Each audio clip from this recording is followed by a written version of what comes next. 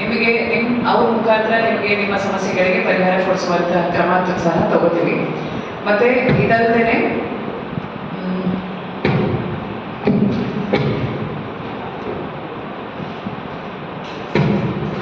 ಈ ಮೊರಾರ್ಜಿ ಸ್ಕೂಲ್ಸ್ ಅಲ್ಲಿ ಕೆಲವು ಕಡೆ ಮೇಂಟೆನೆನ್ಸ್ ಇಲ್ಲ, ಮತ್ತೆ ಅಲ್ಲಿ ಬಿಸಿ ಊಟ ಅಡುಗೆ ಮಾಡೋದ್ರಲ್ಲಿ ನೇಮಕಾತಿ SC/ST ಜನಾಂಗದವ್ರನ್ನ ತಗೋತಾ ಇಲ್ಲ ಅನ್ನೋದ್ರ ಬಗ್ಗೆ ಕಂಪ್ಲೇಂಟ್ ಮಾಡಿದ್ರೆ ಅದ್ರ ಬಗ್ಗೆನೂ ನಾವು ಕರೆಸ್ಪಾಂಡೆನ್ಸ್ ಮಾಡ್ತೀವಿ. ಮತ್ತೆ ಪಟ್ಟಾ ಲ್ಯಾಂಡ್ ಬಗ್ಗೆ ಫಾರ್ಮ್ ರಿಜೆಕ್ಟ್ ಆಗಿದೆ ದುರ್ಗೇಶ್ವರ್ ಹೇಳಿದ್ರು. ಇದ್ರ ಬಗ್ಗೆನೂ ಸಹ ಜಿಲ್ಲಾಧಿಕಾರಿಗಳಿಗೆ ಪತ್ರ ವ್ಯವಹಾರ ಮಾಡಿ ನೆಕ್ಸ್ಟ್ ಮೀಟಿಂಗಲ್ಲಿ ರೆವಿನ್ಯೂ ಇಲಾಖೆ ಅಧಿಕಾರಿಗಳನ್ನು ಸಹ ಈ ಸಭೆಯಲ್ಲಿ ಹಾಜರಿರುವಂತೆ ನಾವು ನೋಡ್ಕೋತೀವಿ. ಮತ್ತೆ ಇನ್ನು ಕೆಲವರಲ್ಲಿ ನೀವು ಹೇಳಿದ್ವಿ ಅಟ್ರಾಸಿಟಿ ಕೇಸ್ ಆದಾಗ ಕೌಂಟರ್ ಕೇಸ್ ಆಟೋಮ್ಯಾಟಿಕ್ ಆಗಿ ಸುಮ್ಮನೆ ಕಾರಣ ಇರಲಿ ಬಿಡಲಿ ಕೌಂಟರ್ ಕೇಸಸ್ ಆಗ್ತಾ ಇದೆ ಮೆಕ್ಯಾನಿಕಲ್ ಆಗಿ ಅಂತ.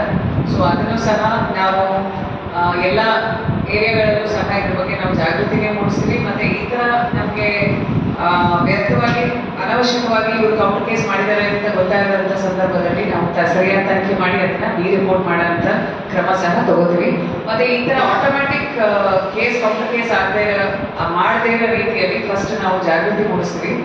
ಇದು ಕೌಂಟರ್ ಕೇಸ್ ಮಾಡೋದು ಒಂದು ಸೊಲ್ಯೂಷನ್ ಅಲ್ಲ. ಯಾವುದೇ ಒಂದು ಜಗಳದಲ್ಲಿ 2 ಕೇಸ್ ಆದರೆ ಪ್ರಾಬ್ಲಮ್ ಸಾಲ್ವ್ ಆಗುತ್ತೆ ಅನ್ನೋದು ತಪ್ಪು ಕಲ್ಪನೆ.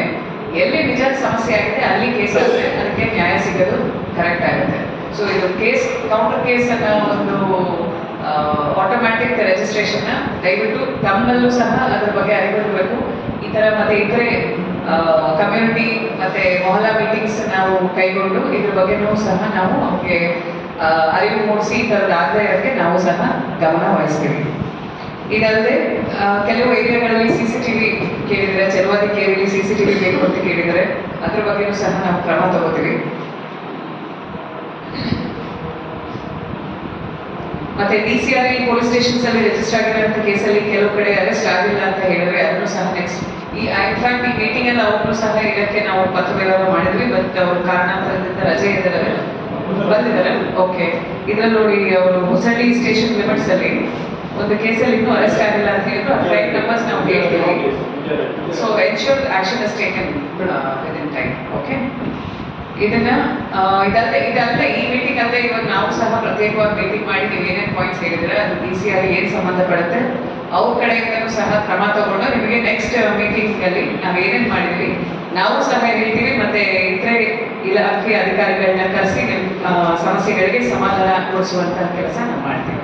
Okay, thank you so much.